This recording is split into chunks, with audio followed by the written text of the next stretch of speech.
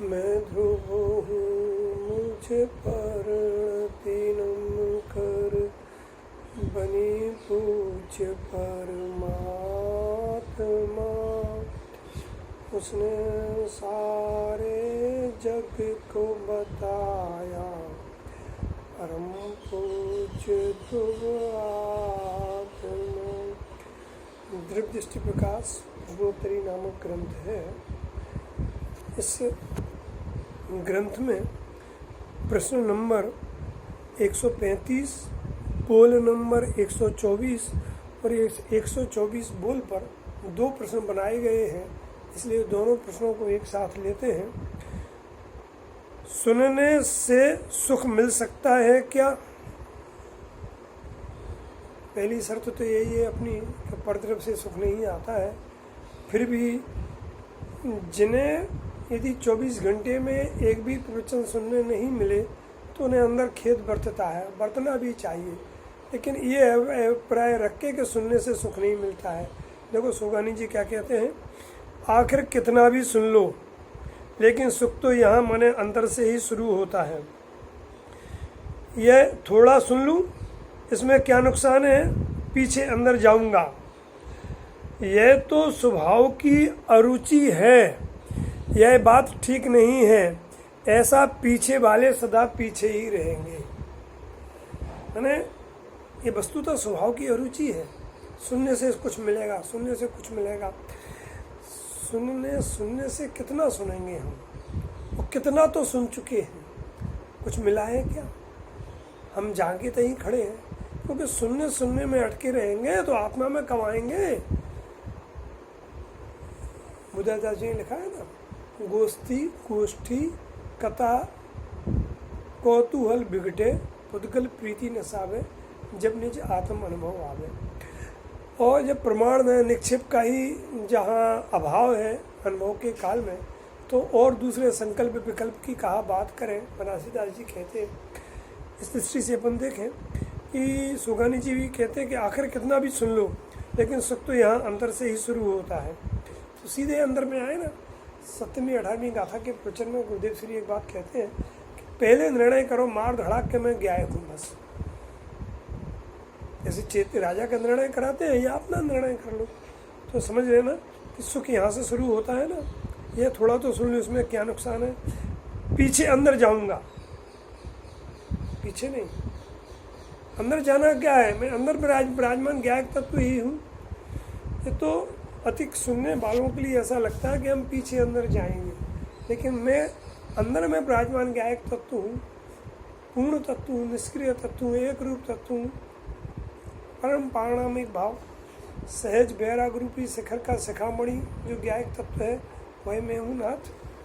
देखो क्या कहते हैं, अगला प्रश्न देखें 136। तो फिर क्या विचार चिंतन से सुख मिलेगा? पहले कहा था सुख सुनने से, अब प्रश्न करते हैं विचार चिंतन से। माने बोल नंबर 1 ही है 124। उत्तर है, एक समय की ज्ञान पर्याय में विचार कर के भी क्या मिलेगा? त्रिकाली की ओर जोड़ देते ही क्षणिक पर्याय की एकता छूटते ही सुख मिलता है। देखो सुख मिलने का मेन साधन कहा है कि क्षणिक पर्याय की एकता छूटते ही, माने कि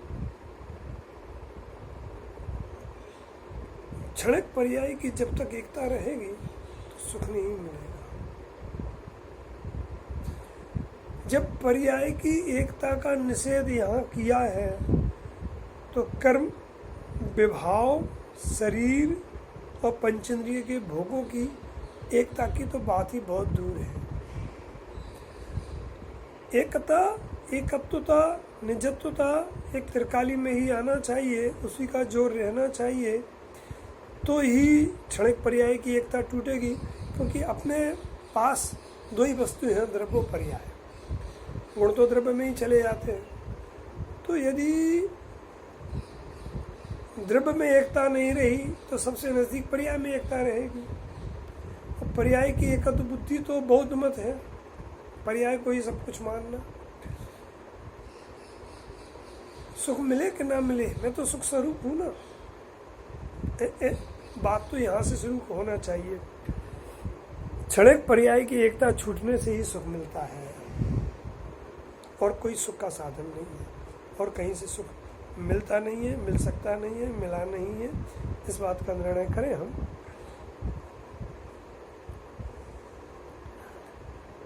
और एक समय की पर्याय ज्ञान पर्याय में विचार कर करके भी क्या मिलेगा? विचार भी तो विकल्प ही है ना, परासित बुद्धि है ना। क्या मिलेगा? कुछ नहीं मिलने वाला है। अनादिकाल से यही तो करते रहे हैं। कभी क्रियाकांड में संतुष्ट होते रहे हैं, कभी विचारों में संतुष्ट होते रहे, कभी क्षोभ संज्ञान में अटक के रह गए हैं। इसलिए पूज्य गुरुदेव श्री कहते थे कि अटकने के रास्ते बहुत हैं, भटकने के रास्ते बहुत हैं, सुलझने का एक ही है कि निज ज्ञायक में आना। निज ज्ञायक में आना ये उपदेश से लिए मैं ज्ञायक हूँ, बस ये निर्णय, ये अनुभूति, ये प्रतीति, इसकी दृढ़ता, इसकी निरंतरता, यही हमें मुक्ति मार्ग होगा। अगला प्रश्न की चर्चा अपन कल करेंगे। 137 वर्तमान एवं सुख दुख का ज्ञान अर्थात वेदन ख्याल में आता है, उसी प्रकार त्रिकाली सत ख्याल में क्यों नहीं आता है? उगाड़ में तो युक्ति से आता है, लेकिन अंदर में ख्याल में क्यों नहीं आता है? इसकी चर्चा अपन कल करेंगे। जावाणी के ज्ञान दे सूझे लोकालोक, सो वाणी मस्तक नमो सदा देखो।